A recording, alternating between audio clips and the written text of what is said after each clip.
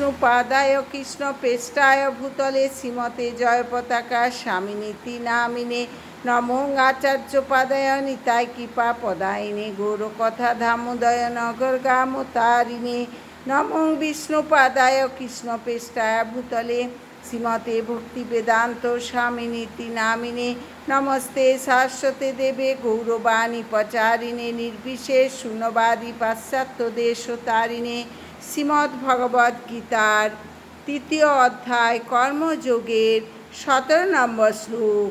যতু আত্মরতি এব স্যাৎ আত্মতৃপ্তশ্চ মানব আত্মনি এব চ সন্তুষ্ট তস্য কার্যং ন বিদ্যতে। অনুবাদ: কিন্তু যে ব্যক্তি আত্মাতেই প্রীত, আত্মাতেই তৃপ্ত এবং আত্মাতেই সন্তুষ্ট, তার কোনো কর্তব্য কর্ম নেই।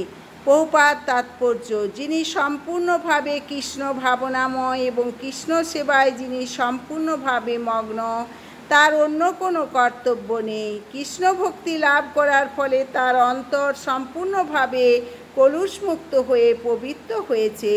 হাজার হাজার যজ্ঞ অনুষ্ঠানেও যে ফল লাভ করা যায় না, কৃষ্ণ ভক্তির প্রভাবে তা মুহূর্তের মধ্যে সাধিত হয়। এভাবে চেতনা শুদ্ধ হলে জীব পরমেশ্বরের সঙ্গে তার নিত্যকালের সম্পর্ক উপলব্ধি করতে পারেন। তখন ভগবানের কৃপায় তার কর্তব্যকর্ম স্বয়ং জ্ঞানালোকিত হয় এবং তাই তিনি তার বৈদিক নির্দেশ অনুসারে কর্তব্য অকর্তব্যের গণ্ডির মধ্যে আবদ্ধ থাকেন না।